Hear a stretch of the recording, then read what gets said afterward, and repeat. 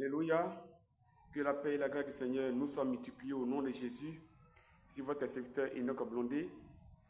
Et voilà, je salue toute l'église évangile du Réveil international. Soyez encouragés, soyez fortifiés. Gloire à Jésus. Voilà, nous sommes là ce matin pour un autre message de l'évangile de vérité et de la vérité de l'évangile. Alléluia. Que notre Père et Père, l'apôtre René Pan, soit fortifié, que tout le conseil apostolique, que la coordination, le conseil national soit fortifié, que tous les régionaux soient fortifiés, que tous les pasteurs soient fortifiés, que les Déborah, les Tabitha soient fortifiés dans le nom de Jésus.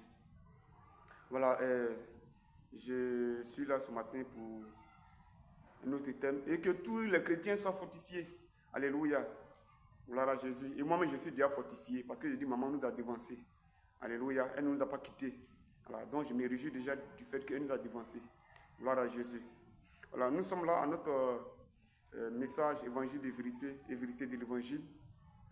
J'aborde un autre thème ce matin-là. Gloire à Jésus. Et c'est un thème intéressant. Les artistes l'ont chanté, les ouvriers l'ont chanté. Voilà, l'histoire d'un jeune homme. Gloire à Jésus. David contre Goliath. David et Goliath. Mais on ne peut parler de l'histoire de David sans parler de son prédécesseur, Saül. On ne peut pas parler de David sans parler de son prédécesseur. Parce que vous savez, David est apparu dans l'ombre de son prédécesseur. David est apparu dans l'affaire de son prédécesseur. Et les Écritures le disent. Alléluia. Voilà, aujourd'hui en Côte d'Ivoire, politiquement parlant, on parle de plan A. Plan A parce qu'il y a des avides du pouvoir. On parle de plan B parce qu'il y a des plans bidons. On parle de plan C parce qu'il y a des plans codés aussi. On parle de plan, même de plan P, parce qu'il faut prendre ses précautions. Donc, mais Saül était le plan A et le plan Z de Dieu. Dieu n'avait pas de plan B.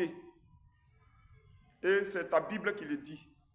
Et tout à l'heure, on va prendre ta Bible et puis on va lire dans ta Bible. Si je lis dans ma Bible, tu vas dire non, que c'est dans ma Bible seulement que c'est moi. Ouvre ta Bible, nous allons lire. Alléluia. Donc, dans l'affaire de royauté, là, Dieu n'avait pas de plan B. Aujourd'hui, la tendance encore de voir, c'est plan B. Hein. Si tu n'as pas de plan B, non. Dieu n'avait pas de plan B. Saül était le plan A jusqu'au plan Z de Dieu. Mais c'est la folie de Saül. C'est la bêtise de Saül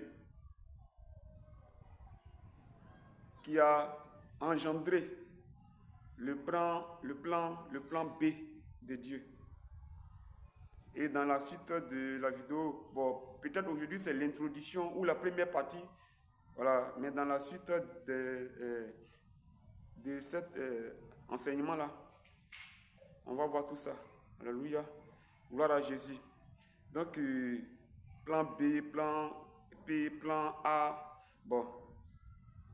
Saül était du plan A au plan Z de Dieu. Et sa bêtise, son endurcissement, je dirais même sa rébellion. Alléluia. Nous prenons nos Bibles dans 1 Samuel 9, parce que c'est là que l'histoire de la royauté prend son envol. C'est là que la vie de Saül prend son envol. Alléluia. 1 Samuel 9, à partir du verset 1 jusqu'à ce que je m'arrête. Alors, on ne va pas trop lire pour gagner en temps. Alléluia. Voilà, c'est à la suite de la vidéo d'hommage à l'annonce que nous avons prise ce mardi 14 octobre là, du départ au ciel de notre très chère maman, dont je profite voilà, pour lancer cette vidéo-là. Alléluia. Je salue tous ceux qui nous suivent depuis Montréal, Québec. Je salue tous ceux qui nous suivent depuis la France. Voilà, je salue au passage notre très chère sœur et mère Delphine Gralion. Je salue notre très chère sœur Gisèle Mbishi. Je salue tous les frères et sœurs d'Adjamé Philadelphie. Je salue notre sœur Esther Ledjou de Didier V ou tout maudit là. Voilà. Je salue notre sœur Nina du Maroc, la femme de notre frère Alain Oulé. Je salue la grande famille des héros du Seigneur qui me soutiennent. Merci. Je suis vraiment très heureux. Je salue tous les régionaux de l'Eri. Je salue maman Kassoum Dissia. Que la paix et la grâce du Seigneur vous soient multipliées au nom de Jésus. Alléluia. Nous prenons nos Bibles dans 1 Samuel 9. Je lis ça pour vous. Bon, je vais lire d'abord dans ta Bible. Ta Bible, c'est la version 8 secondes. Et après, nous allons lire dans ma Bible, dans la version KJF. Donc, nous prenons ta Bible pour lire ce passage-là. Alléluia. Gloire à Jésus. 1 Samuel 9, tu es prêt? Voilà, donc je prends ta Bible. Il avait un homme de Benjamin, nommé Kis, fils d'Abiel, fils de Séror, fils de Bécora, fils d'Aphiac, fils d'un Benjamite. Alléluia. C'était un homme fort et vaillant. C'était un homme fort et vaillant. Verset 2. Il avait un fils du nom de Saül, jeune et beau. Alléluia. Il avait un fils du nom de Saül, jeune et beau. Plus beau qu'aucun des enfants d'Israël. Waouh. Plus beau qu'aucun des enfants d'Israël. Et les dépassant tous de la tête. Et les dépassant tous de la tête. Alléluia. Je vais prendre ma Bible maintenant dans la version KJF. 1 Samuel 9, verset 1. Or, il avait un homme de Benjamin, nommé Kish, fils d'Abiel, fils de Séror, fils de Bécorat, fils d'Aphiac, fils d'un Benjamite, et vaillant homme. Verset 2. Il avait un fils nommé Saül, jeune et beau, et aucun des enfants d'Israël n'était plus beau que lui. Alléluia. Et aucun des enfants d'Israël n'était plus beau que lui. Et des épaules en haut, il dépassait tout le peuple. Alléluia. Et l'histoire de Saül commence ici. Voici ce que l'Écriture dit. D'abord, le père de Saül, Kis, c'était un homme vaillant et fort. Cela dit quoi? Cela dit que son père était peut-être un dugat de l'armée, un capitaine, un colonel ou même un général. C'était un dugat de l'armée d'Israël. Alléluia. Donc le père de Saül était militaire. Parce que quand on parle d'hommes vaillants et forts, ce sont les combattants, ce sont les guerriers. Donc on peut comprendre ici que le père de Saül était un général ou un capitaine ou un colonel-major de l'armée. Un général 4 étoiles ou un lieutenant. Alléluia.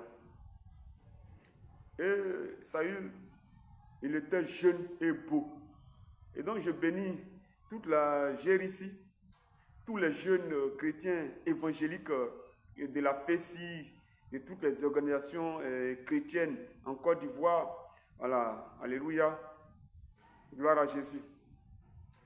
l'Église n'est pas mêlée à ce que vous avez entendu hier. Voilà, pour dire l'Église évangélique fait ceci et cela, pour quoi que ce soit. Non, non. La véritable Église de Jésus-Christ n'est pas concernée par ces allégations, je dirais, antichrist. Gloire à Jésus. Donc, la jeunesse de Léry, vous êtes bénis, jeunes et beaux. Alléluia. Dieu aime la jeunesse. Gloire à Jésus. Voilà, donc si le Saint-Esprit prend sa caméra pour braquer si un jeune et puis il met ça dans la Bible, ça veut dire qu'il y a quelque chose d'important à comprendre ici. Non seulement dans sa beauté, dans sa jeunesse. Et puis le verset continue. Et des épaules en haut, il dépassait tout le peuple. Cela dit quoi? Cela dit qu'en Israël, le plus grand détail en Israël arrivait au niveau des épaules de Saül. Le plus grand détail, je dirais même pas en Israël, en Orient. Parce que c'est de ça que nous allons parler. Parce que tout se joue en Orient. Non, le plus grand détail en Israël, en Orient, arrivait aux épaules de Saül.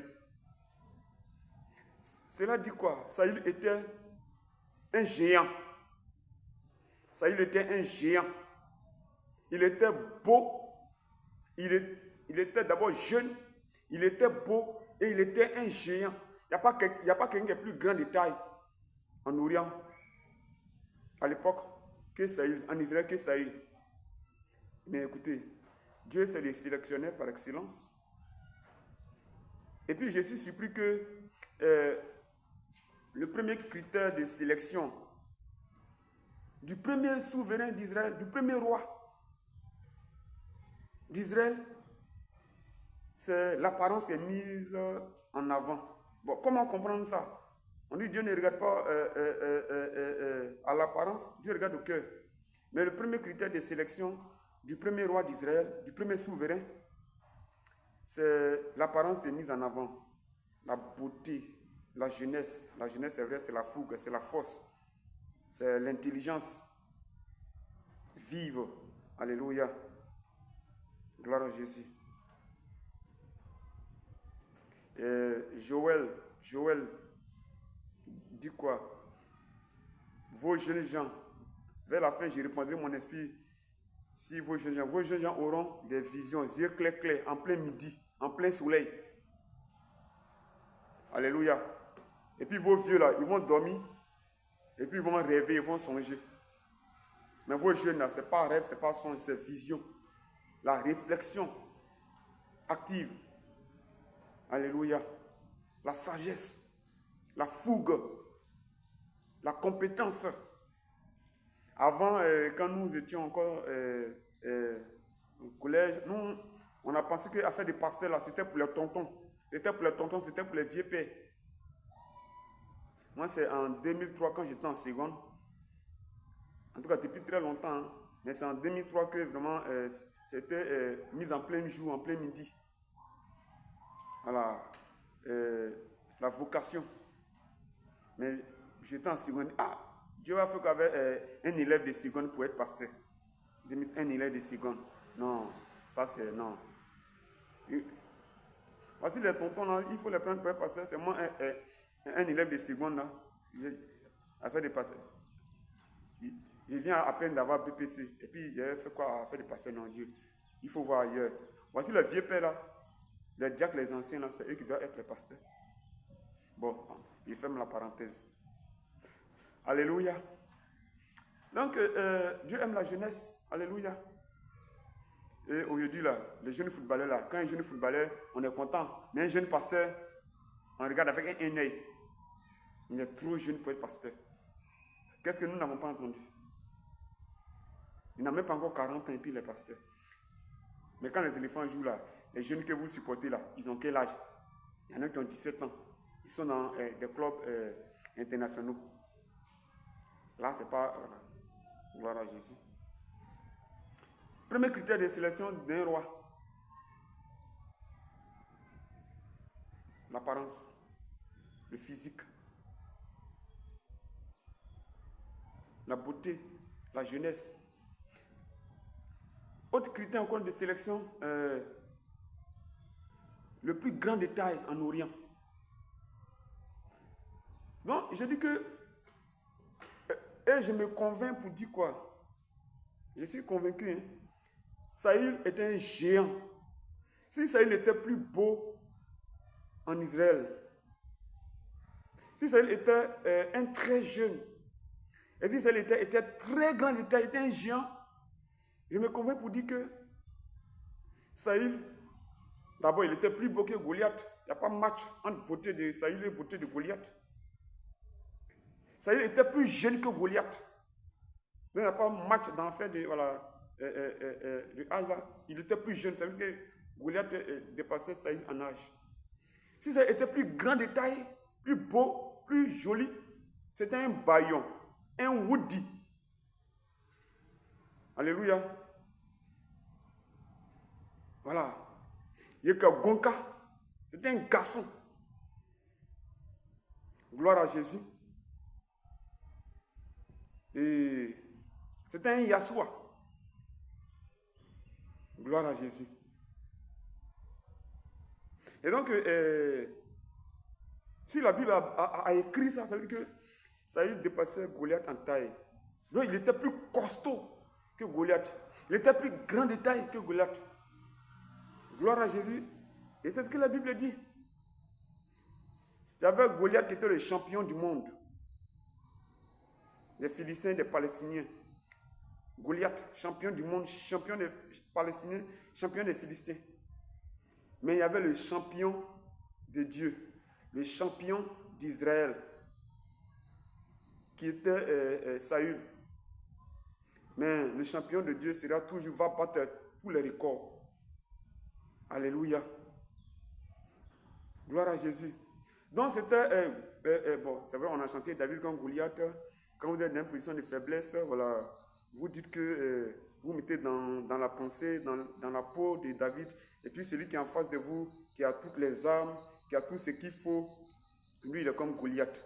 Et vous, dans votre posture mentale comment on appelle ça, de David là, vous pensez que vous allez la battre ou vous allez le battre. Vous allez sortir vainqueur. Parce que quand vous êtes en position de faiblesse, vous donnez votre tout. Et quand vous êtes en position de force, vous comptez sur vos forces matérielles là. Mais quand vous êtes en position de faiblesse, vous comptez sur vos forces mentales. Gloire à Jésus. Et ceux à qui même j'ai envoyé des tests PDF, mon candidat d'adresse, lorsque la Côte d'Ivoire, la CAN passée là, j'ai fait même un test. Je crois que le titre du test c'était Résurrection lazaresque ou bien quelque chose lazaresque. Voilà. Gloire à Jésus. Donc, Saül était un géant. Il était, écoutez, mes amis, c'est votre Bible qui le dit. Hein. Saül était plus grand de taille que Goliath. Il faut le croire. Saül était plus beau, plus joli, plus costaud, plus louba que Goliath. Donc c'était, si je vais dire ça comme ça, c'était Goliath comme Goliath. Le Goliath des païens et puis le Goliath de Dieu. Le Goliath d'Israël et puis le Goliath des ennemis d'Israël. Donc notre Dieu là, c'est le sélectionné par excellence. Hein. Voilà. Dieu a confronté les Goliaths. Les Goliaths. L'homme fort de Dieu. L'homme fort du monde. L'homme fort d'Israël. L'homme fort des Palestiniens. Dieu, c'est le sélectionneur par excellence, sélectionneur de beauté. Dieu aime la beauté. Voici pourquoi, dans presque toute la Bible, le Saint-Esprit a beaucoup braqué sa caméra sur la beauté des personnes. Pas de beauté de Rebecca, beauté d'Esther, en tout cas, bien de jeunes femmes dans la Bible. Beauté de Rachel, voilà. Beauté de Sarah. Gloire à Jésus. Il y a beauté de qui encore là? En fait, si vous connaissez Marie, Elisabeth, Tabitha, Déborah, tous celles-là, elles étaient très belles de figure. Gloire à Jésus. Non, pas Aquilas. Et Priscille, la femme d'Aquilas, très belle de figure. Gloire à Jésus. Donnez-moi le nom d'une autre femme dans la Bible là-bas que vous connaissez. Ruth, très belle de figure. Alléluia. Gloire à Jésus. Et donc, voici ça. Mais une chose encore importante ici. Moi, je suis étonné que Dieu, qui est le sélectionneur de beauté par excellence, Et en même temps qui a dit au même prophète Saïd là, que Dieu ne regarde pas à l'apparence, mais il regarde au cœur. Donc voici le critère de sélection du premier roi là. Le critère du premier roi, c'est à l'apparence. Pourquoi c'est à l'apparence? Parce que le peuple, c'est l'apparence qui a fait qu'ils ont désiré un roi. C'est la convoitise des yeux. Il dit, nos voisins d'à côté là, ils ont des rois qui les dirigent. Ils ont porté les regards vers les choses de ce monde, vers la royauté de ce monde. Ce n'est pas pour rien, lorsque Jésus était tenté, Satan est venu nous présenter la royauté, le pouvoir, la présidence de la République. Aujourd'hui, presque toutes les guerres dans le monde là, sont liées à la présidence de la République. Toutes les guerres en Afrique, c'est présidence de la République. Il y a un homme politique qui a dit, quand tu arrives au pouvoir, tu deviens sorcier. Ben, il a dit la vérité là. Aujourd'hui, en Côte d'Ivoire, nous sommes dans la... Bon, que Dieu bénisse le mois d'octobre pour la Côte d'Ivoire. Alléluia. On ne veut pas de la paix des hommes politiques. Mais on veut la paix qui vient de Jésus là. Alléluia, c'est ça on vient en Côte d'Ivoire. Si un homme politique te promet la paix, mon frère, derrière sa paix là, il y a danger. Mais c'est la paix de Jésus qui est la vraie paix. Et je proclame la paix de Jésus sur toute la Côte d'Ivoire, au nom de Jésus. Alléluia. Un homme politique te promet sécurité, mon frère, tu es en danger. Quand Jésus te promet sécurité, tu es en sécurité. Alléluia. Et donc, ils ont regardé chez leurs voisins, ils veulent un roi. Mais en regardant chez les voisins pour dire que vous voulez un roi, c'était Dieu qui dirigeait. Dieu dirigeait par les juges. Et le prophète Samuel en était le dernier. Sacrificateur, prophète et juge. Homme de Dieu. Mais Dieu a dit, mais de quoi parle mon peuple? De quoi parle mon peuple? Ils veulent quoi? Un roi? Ils ont regardé chez les voisins. Parce que pour être un roi, autrefois, il fallait être un chef militaire, un chef guerrier, un combattant, un vaillant héros. Donc ce n'est pas en vain si Dieu braque la caméra sur le père d'Isaïe qui était un vaillant héros. Certainement, il a inculqué ces valeurs militaires-là à son fils, Saül. Donc le prophète Samuel va voir Dieu pour dire, ah, Seigneur, voici ce que ton peuple dit. Hein. Dieu dit non, en fait, c'est pas toi, c'est moi-même que le peuple rejette. Il ne veut plus de ma direction, il ne veut plus de mon orientation, il ne veut plus de ma vision. C'est la convoitise des yeux, la convoitise de la chair. C'est ça qu'ils veulent. Donc on va leur donner un roi, selon qui ils ont désiré, hein, un roi apparent. Mais si tu es apparent, tu seras transparent. Donc, comme ils ont demandé le critère de sélection d'un roi là, c'est avec les yeux, c'est le voisinage, ils ont regardé. Donc, on va faire, voilà, c'est ça. Dieu nous a donné le libre arbitre. Et j'ai entendu des télé-évangélistes, des réseaux évangélistes dans les rues d'Abidjan là, disent que Dieu ne nous a pas donné le libre arbitre. C'est un mensonge. La souveraineté de Dieu là, c'est que Dieu nous a donné le libre arbitre. Et ça, bon, je vous ai déjà dit que j'ai préparé un message sur la souveraineté de Dieu. Voilà. Dieu nous donne le libre arbitre. C'est ça qui fait que Dieu est Dieu. C'est ça qui fait qu'on dit Dieu, il est amour là. J'ai entendu un type là dit que Dieu ne nous a pas donné le libre arbitre. Pourquoi? Alléluia. Gloire à Jésus.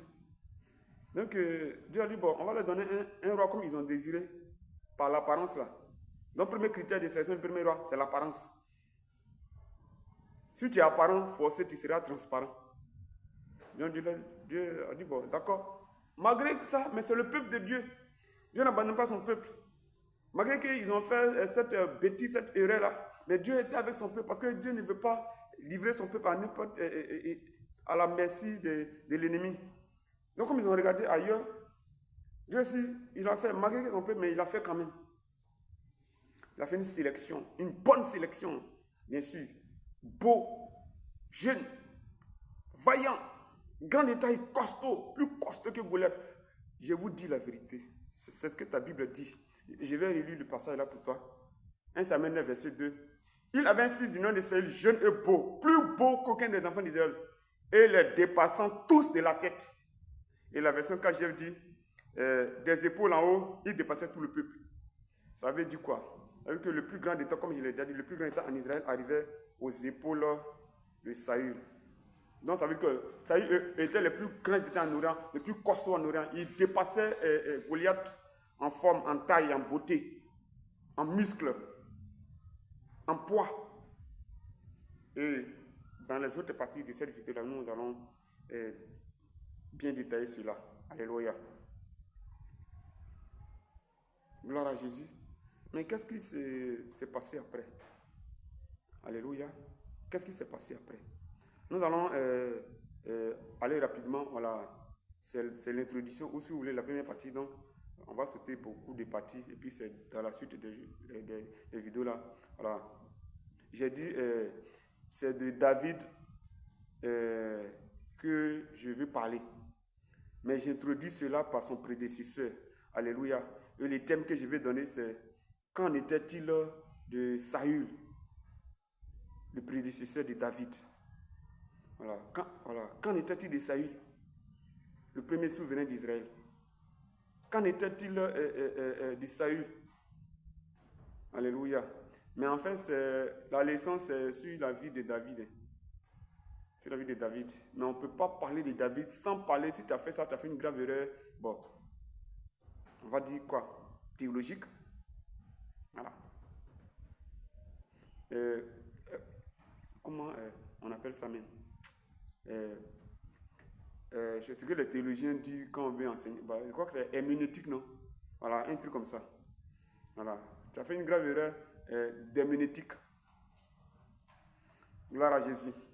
Donc, on prend toujours 1 Samuel 13, verset 13.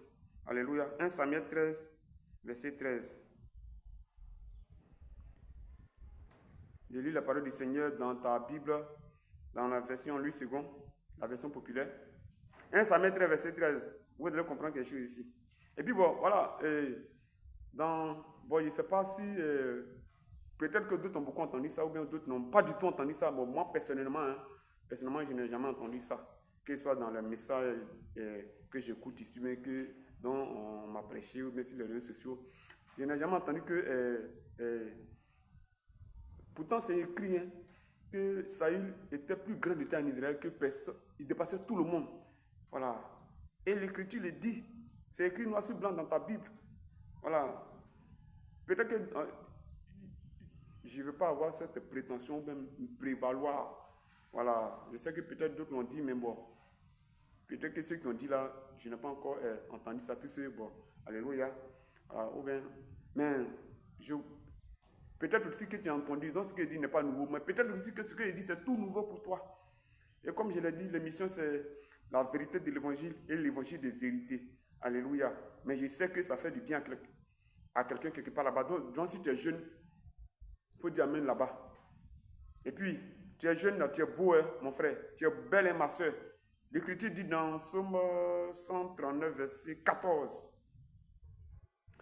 Je te rends grâce, je te bénis parce que tu as fait de moi une créature si merveilleuse. Donc Dieu n'a jamais fait de raté. Dieu n'a jamais fait de vilaine créature. Tu es beau, tu es belle, ma soeur. Il faut lire Psaume 139, verset 14. Tu es une créature si merveilleuse. Gloire à Jésus. Donc, je rends grâce à Dieu pour ta beauté, toi qui m'écoutes. Toi qui écoute, qui est en train de visualiser cette vidéo. Je bénis le Seigneur pour ta beauté. Gloire à Jésus. Alléluia. Et puis voilà, j'ai dit que Dieu est le sélectionneur par excellence, mais Dieu n'est pas dans Miss Côte d'Ivoire. Il faut voir les chrétiens, quand on parle de Miss Côte d'Ivoire, en train de vraiment... Jésus, que Dieu nous aide. Et puis, je me souviens bien, en 2004, 2005, 2006, là, je ne sais plus, voilà, mais ces 3 années-là, alors, quand nous étions en essai de nouveau à l'église, c'était à Gagnoua, on avait l'une de nos responsables de jeunesse là. Voilà, c'est une sœur. Et en tout cas, quand on est arrivé, ceux qui dirigeaient la jeunesse là. Mais on a été surpris que la seule présélection de Miss Côte d'Ivoire 2008, Yam Sokro, elle était parmi ceux qui sont présentés aux présélections de Miss Côte d'Ivoire de Yam Sokro 2008. Bon, qu'est-ce qui a pu bien se passer dans la vie de cette sœur? Bon, il ne s'est plus suivi de cette sœur, mais cette ancienne sœur en Christ là, pour se mettre dans l'affaire de Miss Côte d'Ivoire. Miss Côte d'Ivoire, c'est une rubrique satanique. C'est une rubrique des antichrists. Donc, ça là, Dieu n'est pas dedans. Dieu aime la beauté. Dieu a fait présélection de beauté du premier souverain. Mais Miss Côte d'Ivoire là, c'est pour le diable et ses partisans, ses militants, ses sympathisants. Donc, vous les chrétiens là, arrêtez de vous bousculer quand il y a Miss Côte d'Ivoire devant vos écrans. Non, arrêtez ça. Vous cautionnez la folie. Vous cautionnez ce que le diable fait. Non, arrêtez ça. Et comme il y a des chrétiens même qui, ils mettent ça en statut. Ah, Seigneur Jésus, que Dieu nous aide. Bon, donc, on revient à notre test. Alléluia. 1 Samuel 13, verset 13, que je lis dans ta Bible.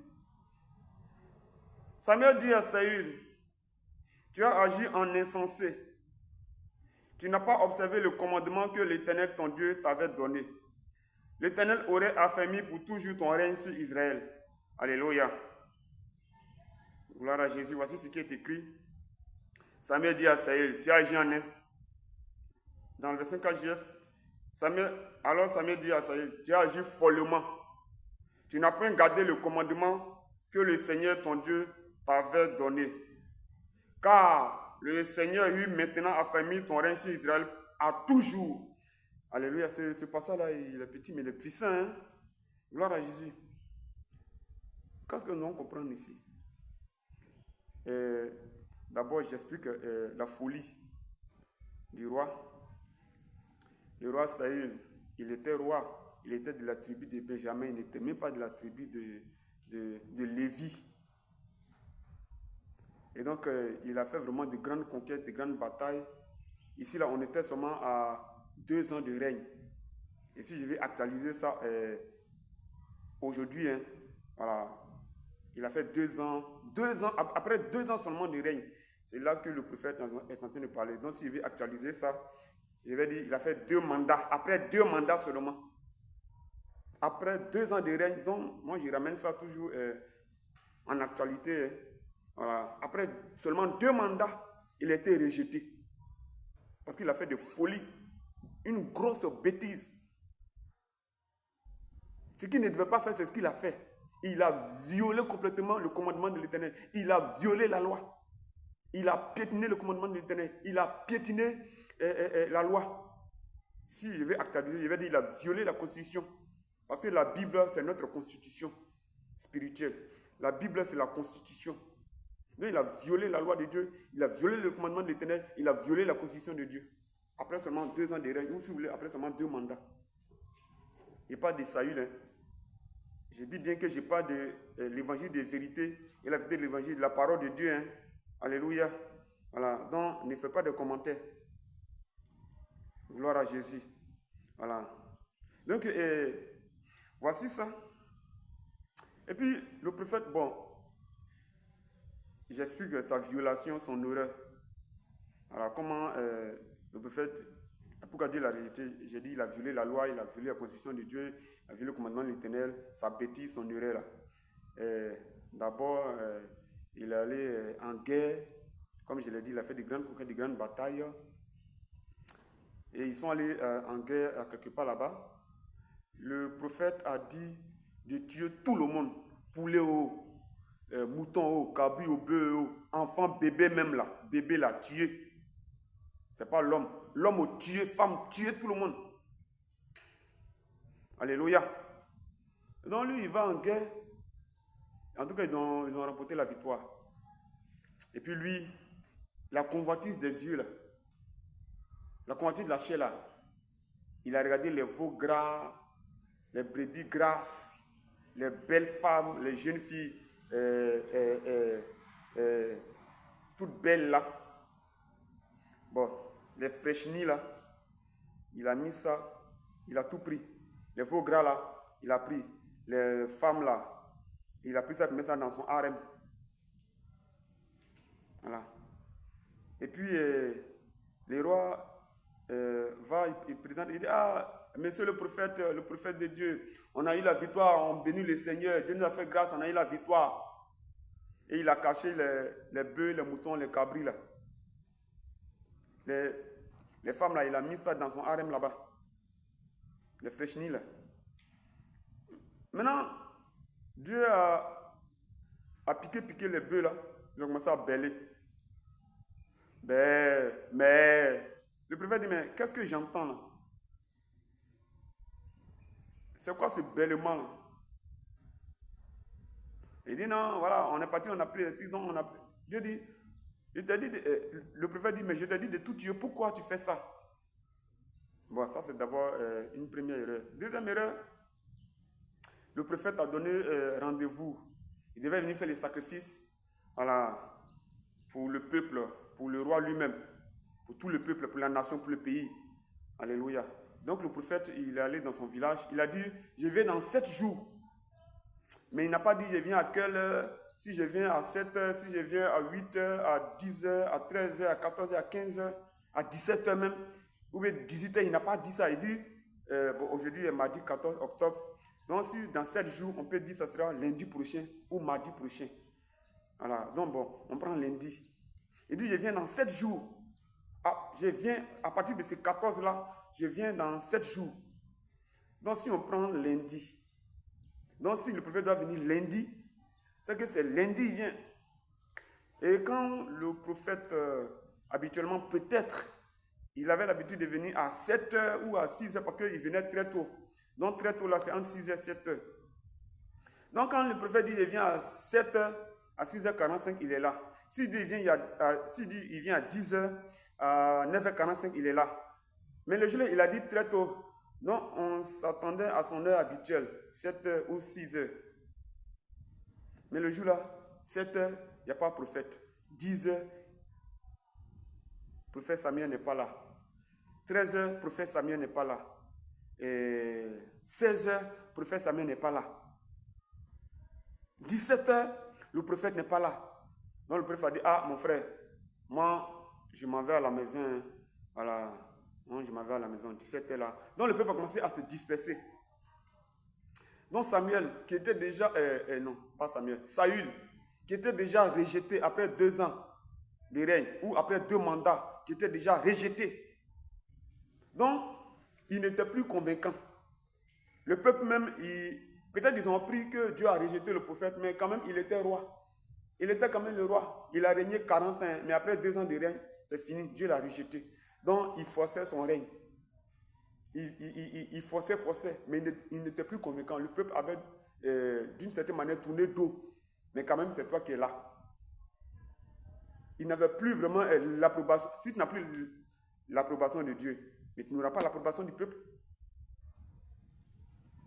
Donc, quand lui-même il a vu que vraiment c'était comme ça, donc pour ne pas avoir cette honte populaire-là, cette humiliation spectaculaire, cette grande humiliation-là, donc pour maintenir le peuple, pour forcer le peuple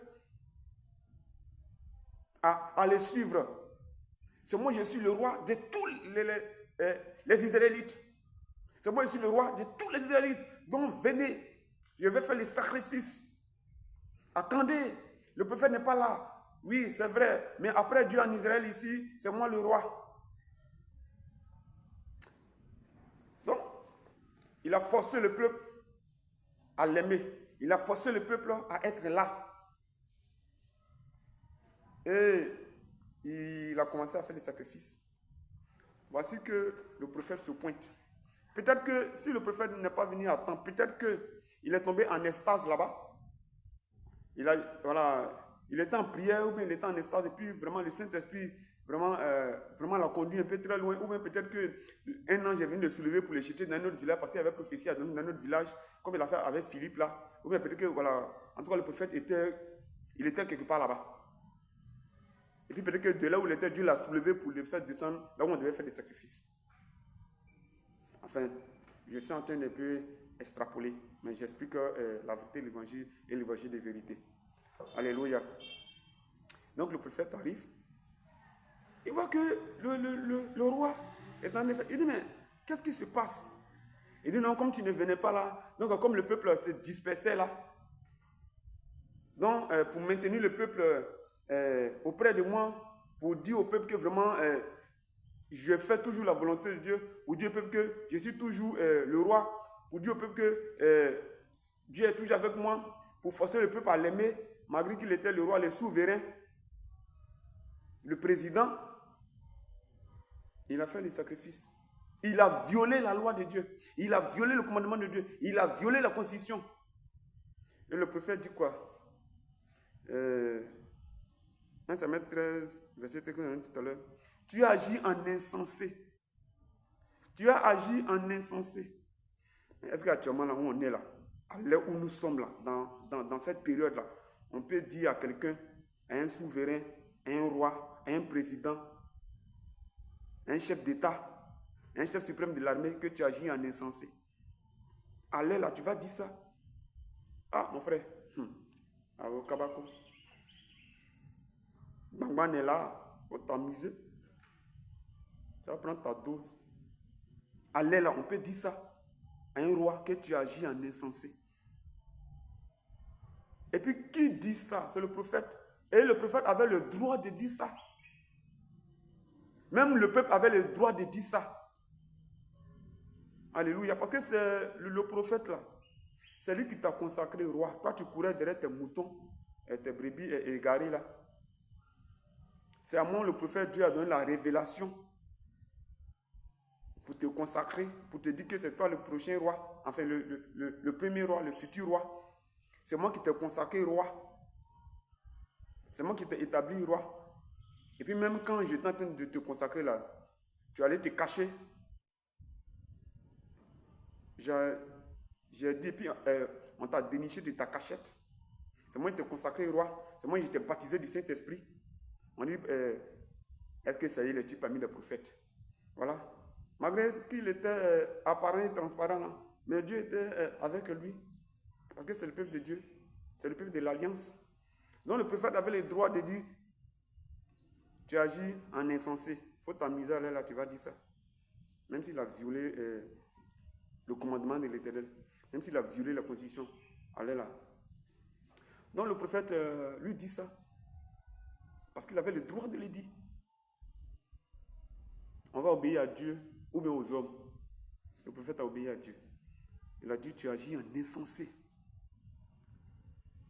Ton Dieu t'avait ordonné, parce que tu n'as pas observé le commandement que ton Dieu, l'Éternel, t'avait ordonné. Et puis c'est la phrase suivante là même là, qui est passionnante. L'Éternel aurait affermi pour toujours ton règne sur Israël. Cela dit quoi? Dans les premières minutes, j'ai parlé de plan B, plan A, parce qu'il y a des avides du pouvoir. Plan B, parce que les gens ont des plans bidons. Plan C, parce qu'ils ont des plans codés. Plan P, parce qu'ils ont des plans de précaution. Mais j'ai dit que Saül était le plan A jusqu'au plan Z de Dieu. David n'était même pas dans... il n'était même pas dans le plan. Et voici la parole qui le dit.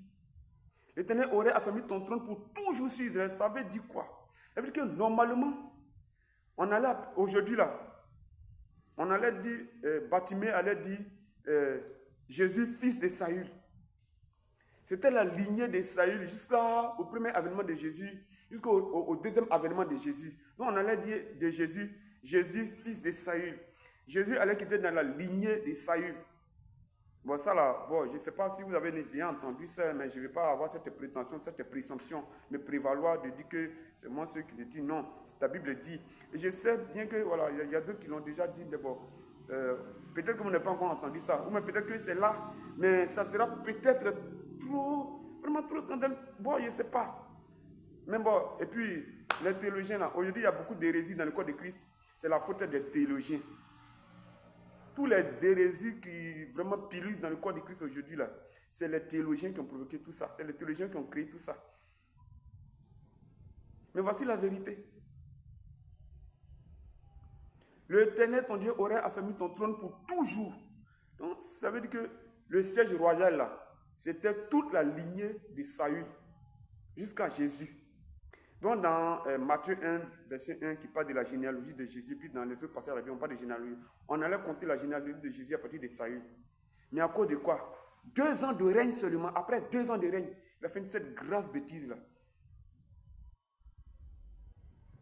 Alléluia. Après 2 mandats, il a fait une grave bêtise. Violer la loi de Dieu. Violer la loi fondamentale. Violer la loi spirituelle. Toi, tu n'es que roi. Tu n'es même pas de la tribu de Lévi. Si au moins tu étais de la tribu de Lévi, que tu as fait ce sacrifice, on peut d'une certaine manière, voilà, arranger les choses. Parce que la parole a dit que c'est les Lévites qui vont le faire. Donc si Saül était de la tribu de Lévi, bon, d'une certaine manière, Dieu pouvait accorder une marge de grâce. Mais tu es la tribu de Benjamin, tu n'as même pas le droit. Alléluia. Et puis, nous allons revenir là-dessus. Pourquoi Jésus n'est pas sorti de la tribu de Lévi? Et puis, il allait sortir de la tribu de Benjamin. Comme c'est gâté ici, là, c'est maintenant de la tribu de Juda il est sorti. Et ça, c'est un autre message, mais nous allons revenir là-dessus. Alléluia. Mais nous parlons du premier souverain d'Israël. Voilà. On parle de David, mais on ne peut pas parler de David sans parler de Saül. Alléluia. Nous sommes à plus de 46 minutes. Voilà, c'est long. Voilà, mais je crois que je vais abréger tout à l'heure. Gloire à Jésus. Alors donc, voici ce qui s'est passé. Et on ne peut pas dire aujourd'hui Jésus, fils de Saül, à cause de ça. Parce qu'il a fait sacrifice. D'abord, il a fait une première erreur. Il n'a pas voué à l'interdit ce qui devait être voué à l'interdit.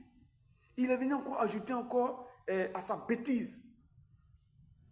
Après 2 mandats, 2 ans de règne. Mais il a régné pendant 40 ans. Donc les 38 ans là, il n'y avait pas Dieu dedans. Il forçait, il violait. Il était informé que Dieu l'avait rejeté. Et puis il ne s'est même pas repenti. Il s'est justifié. Il a pris vraiment des idées farfelues. Des allégations bêtes pour justifier tout son règne. Donc voici là où vraiment il y a beaucoup de choses à dire. Hein. Mais on va dire ça dans les autres parties. Alléluia. Gloire à Jésus. Donc Jésus allait sortir de la tribu de Benjamin. Mais Jésus n'est pas sorti de la tribu de Benjamin. Alléluia. Gloire à Jésus. Donc Saül était un géant. Parce qu'il y avait des combats à mener. Géant contre géant. Les Philistins avaient les géants. Ils avaient leur Goliath. Dieu aussi avait son géant. Il avait, bon, je vais mettre ça en parenthèse. Dieu avait son Goliath aussi. Donc c'était Goliath des Philistins contre Goliath de Dieu. Sinon, géant de Dieu contre géant des Philistins. Mais regardez, le géant de Dieu, comme je l'ai déjà dit, la fin du jour vaut mieux que ce commencement. Je vous dis, Saül était plus costaud que Goliath. Saül était plus grand de taille que Goliath. S'il était plus beau, c'est qu'il sera plus grand, il sera plus costaud que Goliath. Alléluia. Il était un homme bâti. Il était comme un Iron du Burkina Faso là. Iron. Voilà. Il était vraiment un Iron. Fer. Gloire à Jésus. L'homme le plus fort de son époque, c'était Saül. Mais regardez, là où la royauté devait être affermie là, c'était le combat des géants contre géants. Le combat des géants de Dieu contre les géants du monde. Le géant d'Israël contre les géants, le géant des païens. Le géant de l'église territoriale contre les géants du monde. Le champion de Dieu contre le champion du monde. Il allait écraser Goliath. Mais un poltron. Vous avez demandé un roi apparent. Il sera transparent. Il sera bon, je vais dire poltron, mais je vais paraphraser pour dire, il sera poltron. Un roi apparent, un roi transparent, un roi poltron. Un peureux. Je vais paraphraser pour dire un peurant. Apparent, transparent, poltrant, peurant. Vous êtes bénis de là où vous êtes. Nous continuons à dire au nom de Jésus. Amen.